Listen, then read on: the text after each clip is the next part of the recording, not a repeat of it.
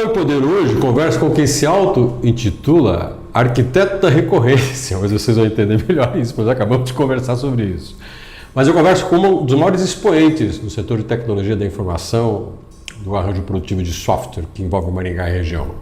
Ele é um cofundador da TecnoSpeed, que inclusive é uma das empresas que mais cresce na América Latina, destaque em inovação.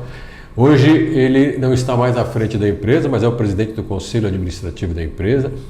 Meu entrevistado no Capital e Poder é Eric Almeida. Eu já tive a oportunidade de conversar com o Eric algumas vezes, um tempo atrás. Eric, obrigado pela tua presença no Capital e Poder. Bom, prazer, uma honra estar conversando contigo novamente, Gilson. Eric, você tem uma trajetória numa empresa muito bem sucedida, mas toda empresa tem um começo. Não é? Atrás do começo tem um ser humano. Certo? E quando se fala de tecnologia da informação, o perfil daquele que nasceu na tecnologia da informação, as pessoas falam, não, será que combina com quem virou um gestor, um líder, alguém que resolveu ser um empreendedor? Como é que o homem da tecnologia virou o ser humano que empreendeu? Minha formação é técnica. Eu sou formado em ciência da computação e especializado em engenharia de software. Programar, então posso colocar assim, programador, escovador de bits. Né? Escovador de bits. Tá. Mas desde os 16 anos eu já buscava meu empreendimento, né? Fazia cartões de visita. Naquela época precisava digitalizar trabalhos, né? Ou seja, para quem teve máquina de escrever, né, a gente digitava os trabalhos, né? Então eu tinha uma gráfica expressa dentro do meu quarto. E dos 16 aos 17 anos eu fazia esse trabalho. Né? Você tinha um computador, uma impressora colorida, scanner, e a demanda era para fazer cartões de visita, para fazer panfletos e TCC, digitar trabalho de conclusão de cursos, porque é escrito no caderno e tinha que apresentar aquilo em impresso, com lâminas coloridas, gráficos e tudo mais. Deixa eu ver se entendi. Você pegava o caderno da pessoa, sim, colocava ao lado do seu teclado e passava ali meio período digitando aquilo ali, criando os gráficos para fazer a impressão. Imprimia e encadernava. Tinha muita gente fazendo? Na cidade que eu estava, na cidade pequena. De onde que é? Araruna. Araruna. E eu não tinha concorrente nessa época, não. Você dominava a cidade? Dominava. Mas entre isso e virar o empresário que você virou, vamos falar um pouco dessa trajetória. Porque daí você fez o curso? Isso, aí eu entrei na graduação e lá eu já encontrei alguns amigos no primeiro ano, né, colegas de turma, e nós resolvemos abrir uma empresa. A empresa iria desenvolver um software e nós éramos já programadores, já tínhamos alguma expertise em programação. Nenhuma experiência no empreendedorismo, de abrir uma empresa, CNPJ, contabilidade. Vocês sabiam fazer tecnicamente? Vocês eram operadores? Operadores. Nós tínhamos conhecimento porque a gente já trabalhava como estagiários em empresas do setor, do ramo. Então a gente falou assim, nós vamos criar um software para ir para o mercado. Mais 2 anos. O ciclo de vida da empresa foi 2 anos. O caixa não aguentou. Nós quebramos a empresa por falta de dinheiro. Então a sua primeira empresa, com os seus primeiros sócios, faliu? Falimos. Um dos meus sócios, cofundador do Grupo TecnoSpeed comigo depois. Tá, então, entre essa primeira falência e aí conta a trajetória, aí você foi arrumar um emprego? Aí a gente teve que fazer como bons brasileiros, dar seu jeitinho, né? Fiz trabalhos autônomos, estagiário, voltei a trabalhar numa indústria de produtos farmacêuticos como programador, depois numa indústria alimentícia como desenvolvedor de software. Terminei a faculdade, terminei lá minha graduação, vim para Maringá. Quantos anos era que você tinha? Estava com 21 anos. 21 anos.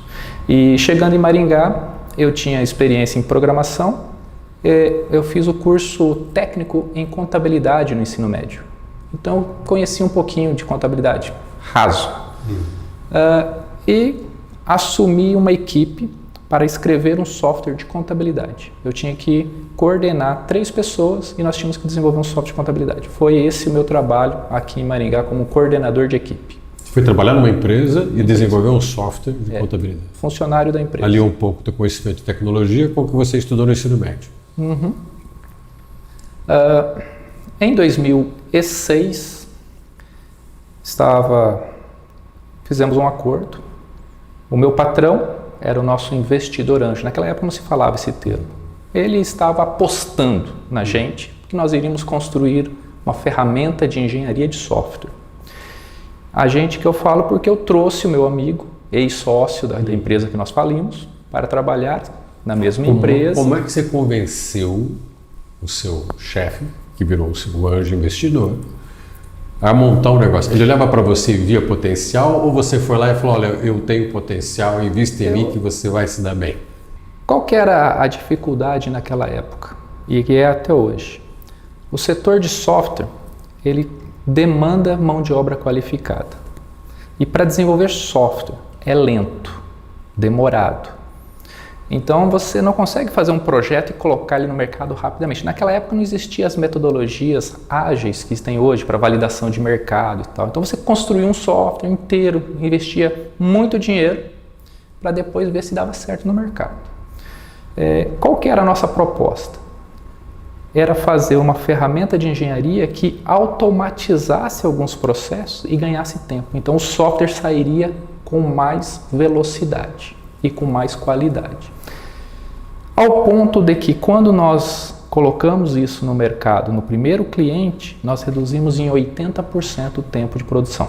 Nossa! Mas era uma ferramenta, era um produto muito grande. A equipe nossa era muito enxuta, 4 pessoas.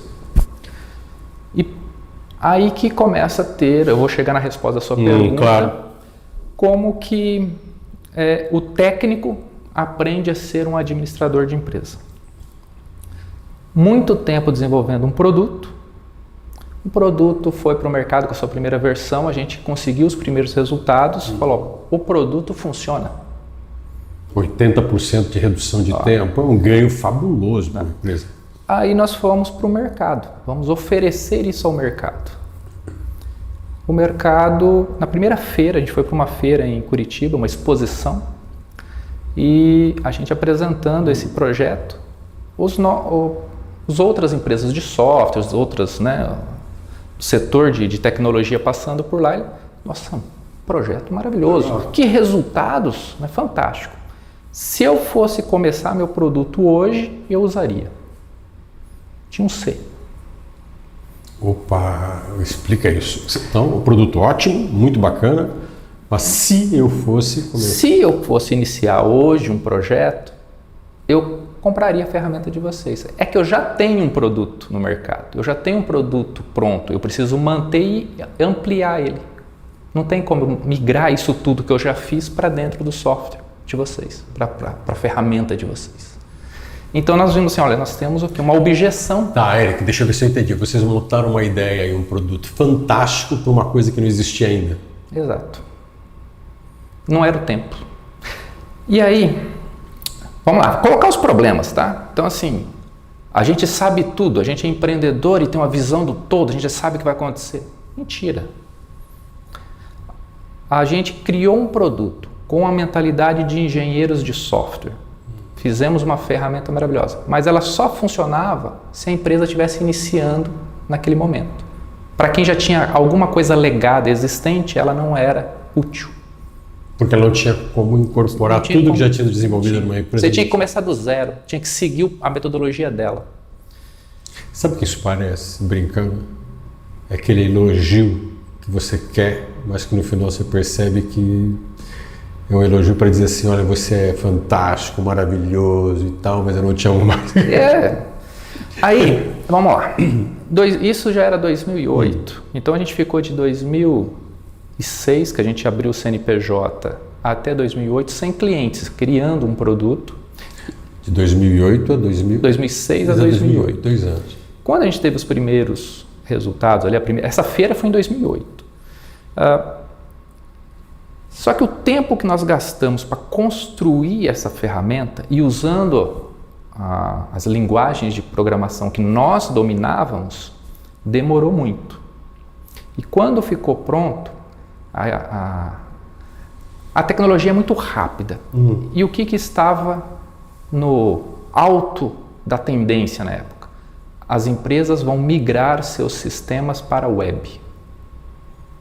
Era isso que se falava. Vamos sair do Windows e vamos para a nuvem. Lá na década no início dos anos 2000 ali. 2008, 2009. E qual era a linguagem que era quente no momento? Era Java. Era uma linguagem chamada Java. E a nossa ferramenta era feita para desenvolver software no Windows, que não era mais o que o mercado queria. E a linguagem... que você fez em 2 anos, mas, segundo o tropeço, você fez tarde demais. E a linguagem era Delphi.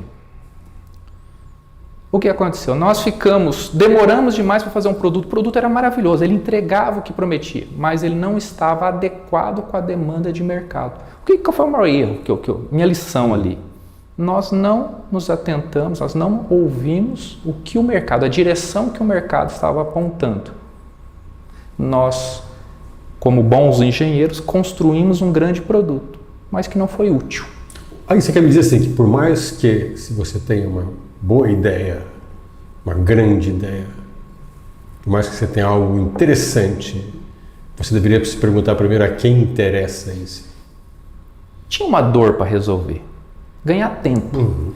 A dor existia, mas digamos assim que a proposta de resolver aquela dor não era a melhor maneira, não era o que era aceitável naquele momento. Então essa história que as pessoas falam assim, olha, antes de você montar um produto ou um serviço, veja as dores das pessoas. Peraí, tudo bem, mas pelo que você está me falando assim, com cautela, é preciso... Sim. Eu descobri que existe uma dor, as pessoas têm uma necessidade. Tá? Não é qualquer solução que se apresenta que vai ser a melhor, que vai dar certo. Né? A minha solução naquele momento não deu certo. Então eu vou falar para você que eu quebrei pela segunda vez. Em 2008, nós tínhamos que fazer o quê? Então, tínhamos que refatorar, ou seja, reescrever toda a ferramenta para uma nova arquitetura que seria nuvem, seria web, né? Com uma linguagem talvez Java, e ainda fazer com que a gente importasse coisas legadas para poder entrar no mercado. Era um investimento muito pesado, muito caro. E em 2008 teve uma crise econômica. Né? Ninguém queria investir, ninguém queria pôr capital em risco, ninguém tinha dinheiro. E a lição que eu tenho até hoje, eu e meu sócio sempre falamos, não faça projetos que durem mais, a gente fala 8 meses, porque 2 anos para nós naquela época lá... É traumatizante. Máximo 8, porque se atrasar um pouquinho, dentro de 1 ano, então conclua isso dentro de 8 meses, você sabe se vai dar certo ou vai dar errado, porque senão você vai perder muito tempo. Muito esforço. E olhando primeiro como fazer e atender uma dor. Hoje existe uma metodologia, a gente tem uma metodologia de ideação, validação, MVP, market fit, né? Tem um monte. São pequenos passos, né? Até você realmente acreditar que aquilo deu certo. E quando que a coisa deu certo, que você falou assim, bom, aprendemos 2 tropeços e acho que agora a coisa andou? Em 2008 a gente estava sem dinheiro para pagar a folha de pagamento dos 2 funcionários que a gente tinha. E aí uma empresa, uma indústria que eu trabalhei na época da faculdade, me pediu para fazer nota fiscal eletrônica. Na verdade pediu para o meu sócio. E ele falou assim, Eric, tá fora do escopo, né? Mas diante da necessidade de grana... eu acho que eu faço isso aí rapidinho e a gente levanta o dinheiro, paga o salário, paga as contas aí e vamos ver o que dá, né? Pelo menos não fica nada pendente. Falei, vamos fazer. E ele teve, aí eu vou dar o crédito é dele, ele teve a ideia de falar, olha, é difícil de fazer nota fiscal eletrônica em 2008, é difícil, porque até o que se usava naquela época era tecnologias assim, assinatura eletrônica, certificado digital, arquivos em formato XML, que hoje você pega uma nota eletrônica, recebe por e-mail, é natural, mas naquela época era tudo novidade. E aí a gente lembrou, tem um monte de empresas com software antigo que vão ter que absorver essas novas tecnologias chegando, porque todo software vai precisar fazer nota, e toda nota fiscal vai passar por isso aqui. Então, não era uma dor naquele momento, mas era uma grande tendência, uma grande expectativa de que o governo ia obrigar todo mundo a fazer nota eletrônica, todos os sistemas teriam que ser adequados, e a tecnologia era algo novidade. Deixa eu ver se eu entendi e se aprendi com o que você falou. 2 tropeços, certo? Sim. E nesses 2 tropeços você aprendeu que uma boa ideia fora de lugar quebrou, muito tempo desenvolvendo alguma coisa e você perde o time, aí você descobriu que melhor do que inventar algo que seja uma dor é melhorar os processos que as empresas têm. Ou seja, você aprendeu com as notas fiscais que é dar eficiência ao que já funciona. A gente sabia que toda empresa ia ter que parar para fazer isso, uma hora ou outra. Eu falei, se a gente entregar isso pronto, eles não vão gastar tempo em fazer, já vai entregar pronto. A gente continua com a nossa missão de reduzir o tempo. Vamos mastigar isso e entregar como pequeno software, um componente, chama isso, um componente de software. E qual foi o tempo de desenvolvimento? 30 dias. Ou seja, que demorou 2 anos, vocês fizeram em 30 dias. Entregamos, funcionou e aí veio a sacada. O governo colocando isso como obrigatoriedade, todo mundo teria que fazer mais cedo ou mais tarde. Nós vamos vender isso como um software então. O que era para pagar as contas que estavam atrasadas se transformou no negócio de vocês. Isso. E daquele momento a empresa se transformou na TecnoSpeed, a empresa da nota fiscal. Aí o nome TecnoSpeed é tecnologia tempo, ou seja, acelerar tempo ganhar velocidade com tecnologia. E a nota fiscal virou o produto. Bom, na reforma tributária agora vocês estão nadando de braçada, meu amigo. Estamos revivendo aquele momento. Vou falar para você que daí o que acontece. Agora vem as experiências da escala. Porque eu te mostrei como foi criar um produto que não teve mercado, como foi descobrir um produto pequeno e que atendia uma grande dor, que naquela época a dor estava para acontecer. Não existia ainda, ela iria acontecer nos próximos anos. Só que a gente fez um produto e começou a vender. Éramos em 4. Só que quando você faz esse produto assim, ele não está pronto ainda. Não tinha manual, não tinha instruções de como instalar, não tinha, digamos assim, ele não era um produtizado. Ele era um software, mas que para facilitar o uso você precisava ainda lapidar, colocar ele na caixinha. Boa. Essa relação que as pessoas vão usando e de repente vão encontrando problemas, defeitos, algumas situações que vocês não tinham previsto, que no uso dele para um cliente de vocês gera problema. É isso que você fala, vai ajustando, você vai construindo o avião com ele voando. O software nunca termina, ele sempre melhora. Entendi. Aí, conforme a gente foi vendendo por telefone, a cada cliente que entrava era menos tempo de codificação, porque a gente tinha que atender para vender, a gente tinha que atender para ensinar a usar, tinha que atender para dar suporte, resolver problema e melhorar o produto. Tudo isso ao mesmo tempo. E quem fazia isso? Você teve que ter... Eu e meu sócio. É impossível, você não tem mão para isso. Então eu tive que aprender a ser vendedor, tive que aprender a ser suporte técnico, tive que aprender a ser comercial ali, gestor da equipe, emitir a minha própria nota fiscal, né? Aprender da minha contabilidade, porque aí começou a ter entrada de dinheiro. E aí sim começa a ter uma empresa com fluxo.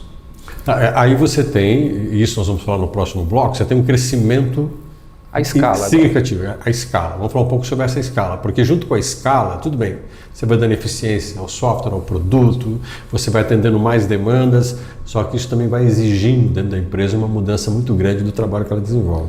Nós vamos conversar com o Eric daqui a pouquinho, nós vamos dar um intervalo rapidinho, a gente já volta conversando com o Eric Almeida, que hoje está à frente do Conselho Administrativo da TecnoSpeed. Daqui a pouquinho a gente volta.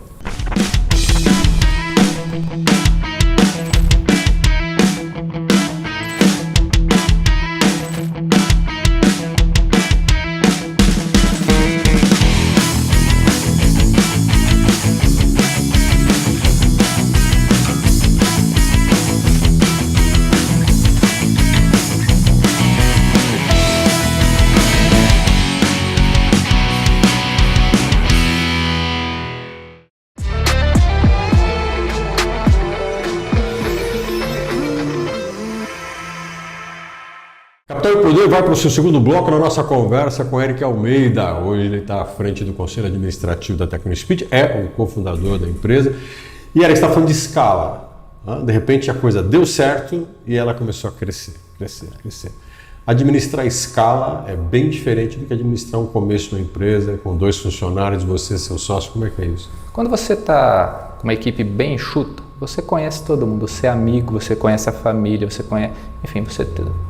É seu irmão que está do lado ali. Conforme vai escalando, a gente fala do problema bom. Cada cliente que chega, ele traz dinheiro, mas ele gera um trabalho dentro da empresa. E que quando você está começando a empresa, você não tem nada definido, nenhum processo definido. Você não tem medição de qualidade, você não tem processo de atendimento, você não tem fluxo, você não registra as coisas. É bem artesanal. E aí começou a chegar cliente, um atrás do outro. Deu dor. Ao ponto, vou falar para você como que era o meu pedido. Eu atendi o telefone, naquela época você usava telefone, tá? Olha, eu quero comprar o software, você manda para o boleto, meu boleto era digitado lá no site do banco. Manda o boleto e o endereço para entrega. Sabe como que eu mandava software? Impresso em CD. Eu imprimia, gravava o CD, colocava numa caixinha e correio. Isso era entrega de um software? Porque a Receita Federal na época falava que software tinha que ser, era como um produto, software de prateleira tinha que ter um meio físico. Para poder ser... E a gente tinha que vender escala, para nós era um produto. Hoje a gente faz download, hoje a gente faz uma conta e acessa o site. Né? Não, eu já coloquei muito CD para poder colocar programas dentro do meu computador. Naquela época eram CDs. E para mandar isso, por exemplo, para Manaus, demorava 20 dias para chegar lá. Quando o CD chegava lá com a nota fiscal no papel, que ele ia me pagar, eu já tinha que mandar outro, porque já estava desatualizado. Né? Ou seja, a empresa foi crescendo porque a cada cliente que chega, você perde tempo em codificar e manter o software. Então você tinha que aumentar a equipe. Vamos contratar um vendedor, vamos contratar uma secretária, vamos contratar um suporte técnico. E a nossa sala era pequena, e aí você começa a ter problemas de espaço físico, problemas de encontrar as pessoas no tempo certo, porque eu quero contratar um desenvolvedor. Quem é o desenvolvedor que quer trabalhar para uma empresa que não tem nome? Quem é o desenvolvedor que vai trabalhar para você que você não tem nem cliente, você não tem histórico? A pessoa está procurando emprego, ele quer trabalhar numa empresa famosa. Se hoje é difícil você encontrar uma mão de obra qualificada, naquela época você tinha que catar unhas. Ele quer uma empresa famosa, ele quer uma empresa que tem planos estruturados de carreira, que tenham benefícios, que tenha plano, né? Ou seja, quem que era a gente no meio disso tudo? Como é que vocês conseguiram dar escala para essa dificuldade? Eu pedi emprestado. Você pedia pessoas emprestadas? Na época foi criada a Associação de Software aqui em Maringá, a Software by Maringá, e a gente participava. E começamos a fazer amizade, né, com os outros empresários, ao ponto de a gente pedir funcionário emprestado. Você não me empresta um programador, porque senão eu não entrego, senão eu não consigo cumprir. Tá? Qual que era a nossa estratégia com pessoas, então? Nós tínhamos que ser uma empresa renomada, tínhamos que chamar a atenção dos desenvolvedores. E por outro lado, eu também não poderia contratar muito aqui na cidade, porque as outras empresas de software eram as minhas clientes. Você não podia tirar a gente qualificada dela? Você Porque não podia se eu contrato, eu chegava o currículo, eu contrato, eu acabei de prejudicar a operação do meu cliente. Ele não vai gostar na hora que chegar meu boleto lá, né? Sim, eu acho que ele fala assim, pô, Eric, tudo bem, eu quero ser seu cliente, mas você acaba me prejudicando quando você contrata um profissional meu. Isso nos fez em 2012, ou seja, 4 anos depois de que a gente começou a vender nota fiscal, a ganhar um prêmio pela Itaipu de home office, em 2012. Era uma inovação em gestão de pessoas. Então você quer dizer que antes da pandemia, vocês desenvolviam já o home office e vocês foram pioneiros nisso, é isso? Exatamente. Em 2012, 8 anos antes da pandemia, nós tínhamos funcionários, desenvolvedores trabalhando home office. Cidades da região de Maringá. Porque a gente não queria... Tinha dificuldade em contratar aqui, muita pressão aqui. Fala, vamos contratar nas cidades em volta. Eric, eu quero te fazer uma pergunta antes da gente desenvolver mais, porque você tem um histórico em relação à gestão de pessoas muito legal. Tua empresa, inclusive, eu quero chegar a falar um pouco da TecnoSpeed hoje. Ela tem, eu estava conversando com a Eric antes da entrevista, todos os colaboradores dela estão home office. Todos. Tá? E a sede da empresa, que eu vinha a conhecer, é uma casa. O Eric estava brincando comigo que só tem 2 pessoas hoje lá trabalhando, você tem mais de 120 funcionários, mas enfim. O que eu quero te perguntar antes disso é voltar um pouco atrás. Você falou assim, olha, Gilson, a gente para crescer às vezes faltava mão de obra, eu tinha que emprestar colaboradores de outras empresas. E a gente sabe que as empresas de tecnologia têm uma dificuldade enorme de profissionais. A ética nisso, Eric, porque a Software by Maringá tem um conceito, vocês conseguiram consolidar muito a tecnologia da informação, só que são muitas empresas ao mesmo tempo que, como a sua, querem crescer, querem escalar, e às vezes o ambiente vai ficando pequeno e você está umbrando, é um profissional que eu preciso que o outro tem, é entrar num campo que o outro entra. Esse era um problema e foi um dos motivos de construir a associação.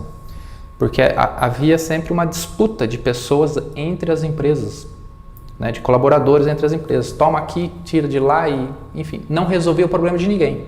Era temporário. Você contratava um, mas não demorava muito, você perderia um. Porque outra empresa ia contratar. Então estaria sempre faltando. Né? No total, sempre faltaria pessoas. A associação veio para quê? Para unir os empresários e falar, nós vamos formar pessoas. Nós vamos incluir mais profissionais no mercado. E vamos fazer com que Maringá se torne referência, se torne qualidade, e ao invés do estudante que se formava aqui e queria ir trabalhar lá em São Paulo, que fizesse o inverso. Ele vem estudar aqui e fique aqui para trabalhar aqui.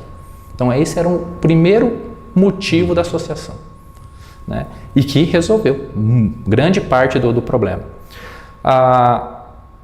Com o tempo, a gente fez então essa dinâmica de contratar alguns home office porque a gente estava tentando... Era mais fácil contratar um desenvolvedor numa cidade pequena, onde não tem outras empresas de software, do que aqui, dentro do... Porque lá é uma oportunidade. Lá para ele é uma oportunidade. Uma grande... E para ele é uma oportunidade. Ele está morando numa cidade pequena, sem deslocamento, sem pagar aluguel fora, né? E trabalhando numa cidade maior, numa cidade grande. Exato. Com essa escala, a gente começou a contratar. Então, como que era o meu processo de recrutamento? Chegava o currículo no balcão da empresa, da recepção, a recepcionista ali, a nossa secretária, pegava o currículo e colocava na minha mesa. Você era o RH da empresa? Eu li aquilo sem capacitação, sem competência nenhuma de análise. Ele sabe a linguagem, ele senta aqui, chamava ele para trabalhar. Senta aqui e eu quero ver você trabalhando. Eu quero ver o que você faz na prática aqui. O que acontecia? A gente colocava um monte de pessoas dentro da empresa. Em menos de 20 dias a gente já tinha que desligar. Você não fica, ou a pessoa pedia demissão, então a gente tinha que ficar com essa roda d'água, colocando gente. Claro que eu vou te fazer essa pergunta. O que fazia tanto turnover, tanta rotatividade? Uma escolha. não é todo mundo que tem a compatibilidade com a empresa e com o jeito da empresa trabalhar. Aí, ao chegar em 25 funcionários, eu ficava mais tempo lendo o currículo, contratando e demitindo, do que trabalhando, do que administrando. Eu falei, cara, eu não sou mais o gestor, eu não sou mais o comercial, eu estou sendo um RH. E sem formação e sem competência. Vamos trazer alguém para organizar isso. Fomos uma das primeiras empresas aqui a ter um psicólogo como RH dentro de uma empresa de TI. Objetivo: tentar criar uma cultura, né? Definir o perfil, o que era a empresa TecnoSpeed e qual tipo de pessoas que a gente precisaria contratar. Olha, eu vou te fazer uma pergunta porque a tua colocação é importante. É importante no seguinte sentido: você contratou um psicólogo, você criou um RH e você falou para mim, não, eu contratava, eu levava no currículo, colocava a pessoa para trabalhar e você admitiu. Coloquei muita gente para dentro, mas também coloquei um monte de gente para fora. Errei muito. Aonde está o erro maior? E como é que você aprendeu que o que eu considero que é bom para a empresa não é bom para a empresa? Às vezes o que eu acho que é o certo não é o certo, a pessoa adequada não é. Aonde que se aprende isso como gestor? De que os seus olhos sobre quem é melhor ou não para trabalhar contigo nem sempre são os melhores olhares, os melhores olhos? Minha formação é ciência da computação, números, engenharia de software. E eu fiz um MBA em gestão empresarial. Uma única disciplina, gestão de pessoas lá dentro. Então, que bagagem que eu tenho para lidar com pessoas? Nenhuma. Tem que aprender. Eu queria simplesmente fazer o seguinte, a empresa, para mim e para o meu sócio, ela tinha que ser um bom local para se trabalhar. Os funcionários tinham que ter orgulho. Eles tinham que sentir pertencimento. E nós, como jovens também naquela época, qual que era a empresa melhor para se trabalhar? Era o Google, né? Falei, então nós vamos copiar algumas coisas do Google. Mas na hora de escolher as pessoas para pôr dentro da empresa, a gente não sabia. E aí eu precisei buscar quem estudou isso, quem tem competência para isso, né? E aí trazer então profissionais de RH para dentro de empresas de TI, o que não era uma prática. O que eu aprendi? Às vezes a gente fala assim, olha, eu quero contratar pessoas igual a mim, com o meu mesmo perfil, que vai dar certo. E não vai dar certo. O meu perfil tem vários pontos de deficiência e alguns pontos fortes. Se eu contratar outra pessoa igual, nós vamos potencializar pontos fortes, mas nós vamos continuar tendo os mesmos problemas nos pontos fracos. Então o ideal é que você tenha uma equipe diversificada, especializada em alguns pontos, sabendo que ninguém é expert em tudo, mas que elas se complementam. Você não se sente uma inteligência, ou você aprendeu a não ser uma inteligência absoluta, e você aprendeu que a coisa mais inteligente do mundo é andar com gente inteligente que às vezes pensa coisas que você não pensa. Tinha uma frase que a gente falava bastante, você não precisa saber tudo, você só precisa ter o telefone de quem sabe. Né? É verdade. Então nós acabamos montando um colegiado. A gente chama de comitê. Comitê de Planejamento Estratégico. Eu e o cofundador, criamos um comitê. Esse comitê, quem que precisaria estar ali? Olha, a gente precisa de alguém de produto. Porque a gente é a matéria-prima e transformada em produto é o que a gente vende, né? Mas a gente não vende só software. Software é uma parte, a gente faz o atendimento, a gente tem que levar o cliente ao sucesso. Então a gente precisa de alguém da parte de atendimento, ou seja, operação. Alguém que representa a operação da empresa no dia a dia. A empresa precisa inovar. O que é inovar? A gente precisa saber qual que é o nosso mercado, qual que é o nosso público, qual é o marketing que nós vamos fazer, como que a gente chega lá. Então eu preciso de alguém de mercado e preciso de alguém que olha para frente e fala, olha, quais direções estratégicas a gente tem que tomar. E eu precisava de alguém, de pessoas, porque a gente viu que na área de TI sem as pessoas não existia empresa. E como que eu faço uma engrenagem de pessoas rodar facinho, sem atrito, potencializando a empresa? Então a gente tinha que ser transparente, eu tinha que mostrar números, eles tinham que praticamente fazer parte do negócio, né? Nada de sentimento de estar vigiando, sabe? Sentir-se pertencente, mas comprometido. Foi nesse momento que a gente começou a criar a cultura. Quais são os valores da empresa? Um dos principais valores é confiança. Tudo foi pautado em cima da confiança. Então a gente tinha que trazer já pessoas com um perfil de que, olha, essas pessoas que são confiáveis. Como assim é confiável? É uma pessoa que, cara, se você der um compromisso, ela se compromete em resolver, em fazer. O Eric, agora já vai mais para o lado final da nossa conversa e eu não queria deixar de falar com você sobre isso. Você falou de pertencimento, das pessoas se sentirem na empresa fazendo parte dela. Você começou 2, 3, 4 funcionários. Você aprendeu que você não é ou não pode ser o RH da empresa. Só que hoje a tua empresa tem mais de 120 pessoas, a maior 215. parte delas. 200? 215. 215 pessoas e a maior parte delas em home office. Sim. Ok, então você tem uma empresa grande, a tua empresa é consolidada, é uma das que mais cresce na América Latina. 20 anos. 20 anos, só que não existe mais quase o espaço físico TecnoSpeed. Existe a TecnoSpeed, fisicamente ela existe, mas grande parte das pessoas que fazem parte dela são home office. São home office. Aí tá, e você como é que consegue falar de RH, de pessoas, numa relação que é virtual, mas produtiva? Como ser produtivo de forma virtual? Como ter cultura de forma virtual?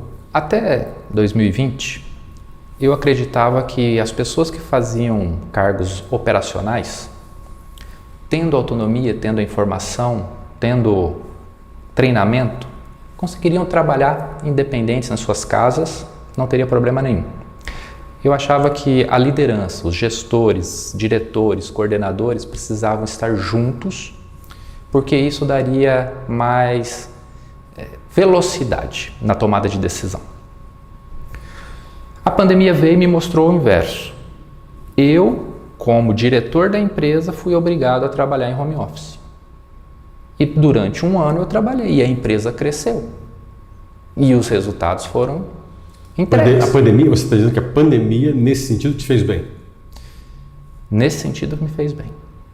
Aí, quando nós resolvemos voltar, os funcionários não queriam voltar. Como que eu retomo uma empresa se ninguém mais queria trabalhar? Se voltar para presencial, eu vou me desligar, porque agora as outras empresas estão trabalhando home office.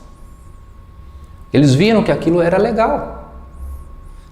Então a gente teve que virar a chave da empresa e falar, a partir de agora, a empresa opera em modo home office. Mas muito empresário não quis isso, muito empresário quis voltar. Vocês pegaram o caminho inverso. Vocês, vamos consolidar o home office. Teve consequências. Tá, me fala um pouco dessas consequências. Vamos lá. Ao tomar essa decisão, vai ser home office. O home office, ele é por desempenho. Você recebe tarefa, você entrega a tarefa. A gente não está lá por hora, não é disponibilidade, você tem que entregar. E algumas pessoas, passado um pouquinho, nos meses seguintes, olha, não está sendo para mim. Só que eu já não ia voltar atrás, por causa de, na pesquisa nós fizemos, 5% não ia se adaptar. Então esses 5% a gente perdeu. Vou falar para você que chegou a 10% a corrosão. Ou seja, se teve colaborador que quis voltar para trabalhar na empresa, você preferiu não? Desligar não. Desliga. E, tipo, procure um outro espaço, tal. Desliga. E gestores? Perdemos gestores. Que também não conseguiram se adaptar. E aí nós tivemos que trazer novas pessoas. Nós tivemos que renovar todo o time. Desde a liderança até o operacional, tivemos mudanças. Pergunta, eu sei que talvez você não tenha esse número de forma precisa. Quantos % das pessoas que você tinha? Claro, a pandemia fez todo mundo ir para casa, mas como você falou, a pandemia foi diminuindo e nem todo mundo quis voltar. Quantos por cento falaram assim, a gente, tchau? Eu tinha 130 funcionários. na pandemia. A gente voltou da pandemia, tivemos alguns desligamentos, mas tivemos que fazer uma operação de expansão, porque estava crescendo a empresa, veio demanda, porque era uma época que todo mundo precisava da transformação digital, né? Então eu tinha trabalho, eu tinha clientes a ser atendido, nós saímos de 130 para 230 funcionários. Você praticamente dobrou o número. Então, assim, eu vou falar para você, além de ter que mudar o modelo presencial para home office, não voltar para o presencial, ainda a gente expandiu para 230 funcionários. Tá, então vamos lá. Agora... Nessa contratação, nessa expansão, que a gente tomou a decisão, não vai ser mais presencial, RH, eu quero o perfil de funcionários que tenham disciplina, autonomia e que possam trabalhar em home office. Aí a contratação já veio tunada para ser home office. Penúltima pergunta minha a você, já estou com o meu tempo estourado, mas eu não vou deixar de fazer, porque foi um papo legal que eu tive com o Eric antes da gente conversar e eu preciso fazer isso. Pô, você é GPTW, tua empresa é apontada como uma das melhores empresas para se trabalhar. Aí eu te falo, todo mundo fala assim, uma empresa bacana para trabalhar é onde? É presencial, é a gente... E você está me falando, você tem uma empresa GPTW, que ela é home office. Sim. Como é que você conseguiu criar bem-estar nas relações profissionais? Como é que você conseguiu criar humanização? Estou falando do GPTW, tá? São alicerces do GPTW, você é GPTW. A humanização das relações. Como é que você conseguiu criar confiança, transparência, comprometimento, home office? Vou falar que teve que quebrar alguns tabus. Home office não é pegar o computador e ir para casa. A empresa tem que ter processos, ferramentas e metodologias para ser administrada home office. Eu dei um exemplo antes aqui da nossa conversa, que você tem um carro produzido para andar numa pista, um carro produzido para urbano, um carro produzido para ser off-road. Eles são construídos para cada terreno. Se você misturar, você não vai ter o melhor de cada um. Se você pegar um de pista e colocar no off-road, você não vai ter o melhor. Não quer dizer que tenha um melhor e um pior. Para cada contexto, você tem setups diferentes. Quando nós vamos para home office, confiança, gestão à distância, comunicação assíncrona, é importantíssimo. Documentação, tudo registrado, atas para tudo que é lado, indicadores de produtividade, de performance, qualidade. Se a tua empresa não tem essa maturidade, o home office não vai funcionar. Se o seu líder é aquele que cobra, você está sentado na frente do computador, na presença dele, não vai funcionar no home office. Então você criou ferramentas e relações que são às vezes mais eficientes que as presenciais e que geram resultado e nem por isso você deixa de ter uma relação de trabalho, uma produção humana com pessoas adequadas a isso. Vou falar para você. O home office é mais barato porque você não paga aluguel. Sim. Pelo contrário, eu acho que é até mais caro. Por quê? Porque você demanda mais gestão de pessoas, demanda mais endomarketing, porque você tem uma relação fria, distante. Então você precisa ter muita campanha de endomarketing, você precisa fazer muito evento social. O que ele sentiria na pele dele no presencial, você tem que fazer ele sentir a distância. A gente faz confraternização online, a gente manda presente online, a gente toma happy hour online, a gente come pizza online. Como assim? Fazemos cerimônias de comemoração online com cafezinho. Tenho que mandar o cafezinho para a pessoa, tenho que mandar. Porque estou aqui trabalhando, toca lá a campainha. Eu tenho que estar presente na casa dele. Eu mando essência, perfume para o funcionário, para que ele sinta que ele tem o mesmo cheiro que todos do escritório. Sim, a gente tem cerimônias de reuniões one-on-one que é para falar fora do trabalho. Tão privada como se fosse numa sala fechada. Conta a sua vida, mas é sem trabalho. Para quê? para ter aquela aproximação. É para substituir a conversinha do café, é para substituir a conversa de corredor. Tem que ter cerimônias, mecanismo para captar as ideias que a gente tem e que você não fala quando você está fazendo uma meet, um call, né? Tudo isso são ferramentas que custam para a empresa, ela tem que se estruturar para ela não perder. Vou te fazer uma brincadeira, diz quando a gente fala mal da confraternizações, só para finalizar, confraternização. Periodicamente a gente traz as equipes, às vezes não vem todo mundo, vem grupos, se reúnem e nós temos uma casa de apoio. Por que nós escolhemos uma casa? Porque tem um ambiente social. Para se sentir acolhido mesmo. E ali eles fazem as confraternizações. A gente paga as confraternizações porque faz parte do trabalho.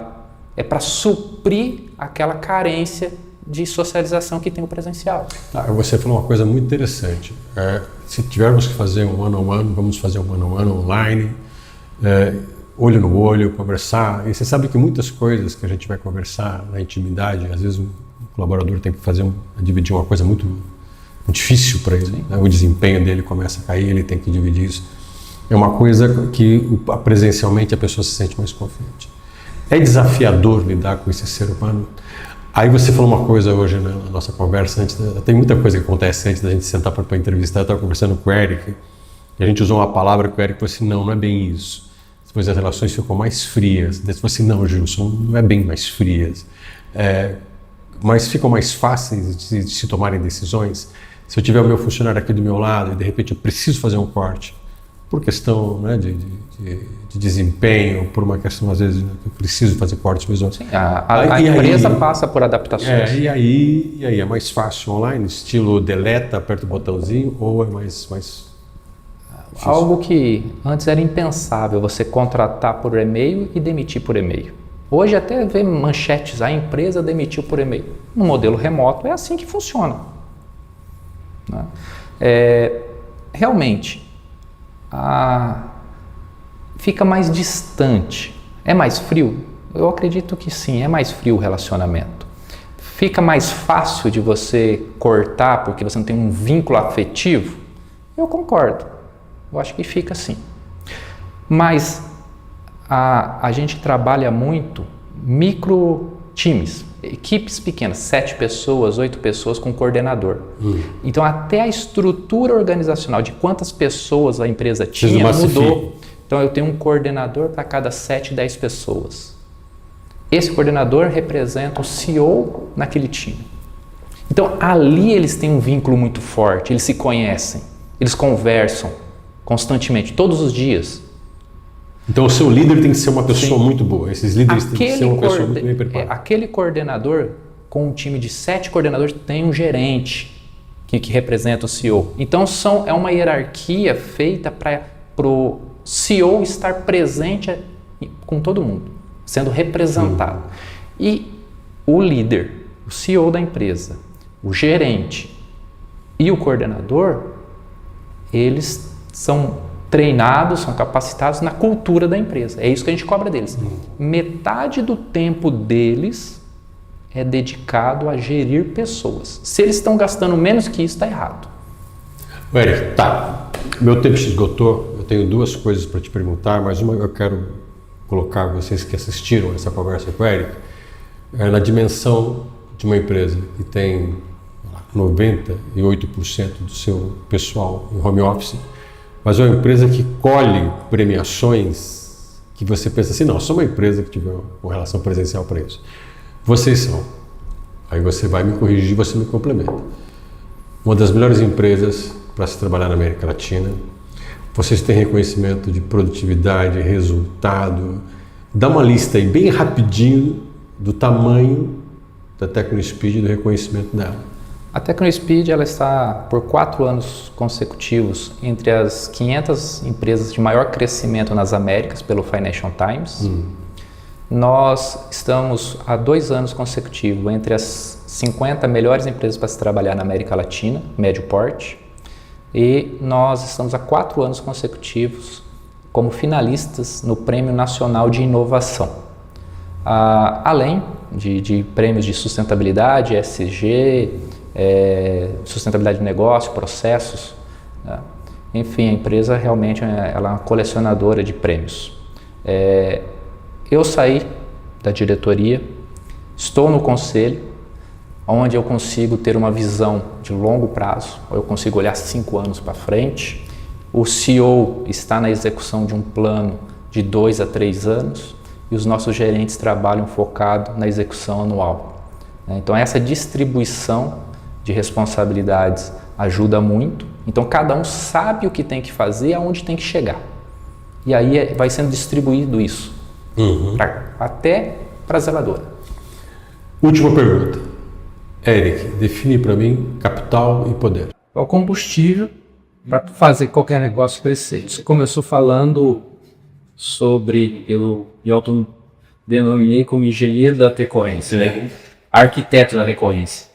Ao longo de 20 anos, e hoje o grupo tem são 6 operações, na verdade, lançamos vários produtos, vários spin-offs, ou seja, startups. E então eu me especializei na economia da recorrência. E a economia da recorrência, você lança um produto e você não recupera o seu investimento rápido. Você demora. A economia da recorrência você vai cedendo aos pouquinhos, vai criando uma grande carteira e depois vai te devolver isso. Então, capital para uma empresa de tecnologia, apesar de você não fazer esse investimento em infraestrutura física, você precisa fazer uma infraestrutura de atendimento, uma infraestrutura de equipamentos, de pessoas, de time. Então existe um investimento pesado sim em capital intelectual. E depois você em pé. O poder, lembra que eu falei que é tão difícil de uma pessoa que trabalha na empresa, que a empresa precisava crescer, ser reconhecida, ser desejada pelos colaboradores? Eu acho que o poder é construir isso. E hoje a gente ter 2.000 inscritos por mês no banco de dados. Então hoje não quer dizer que tem vaga para todo mundo e nem que todo mundo está hoje. E que às vezes a gente tem que falar, vamos para excelentes profissionais. Mas quando tem que encaixar a cultura da empresa, para onde eu estou olhando, quem que é essa parte? E com o colaborador que está tentando, é um candidato que está tentando. Acho que o poder é transformar o número, é fazer com que 215 colaboradores respirem os mesmos valores e tenham o mesmo propósito. Se torna uma força gigantesca, um poder de transformação no mercado e que o nosso propósito é fortalecer o desenvolvimento de software no Brasil. Eric, muito obrigado por essa conversa no Capital Econômico. Eu que agradeço. Conversa com muito hoje. O que eu quero resgatar aqui no final do Marco Coveiro, talvez é aquilo que eu achei mais interessante na faculdade. Comecei fazendo tudo quase. Eu sou sócio, poucas pessoas em volta. E hoje há muita gente que faz um trabalho imenso, empresa que vai estar à frente, muitos líderes já, mas que é o resultado de também saber, né, com a sua inteligência, buscar outras inteligências. A gente não sabe tudo. Mas talvez a melhor parte do que a gente deve fazer é buscar as pessoas certas para as ações e os resultados que a gente espera de maneira correta. Até o próximo encontro.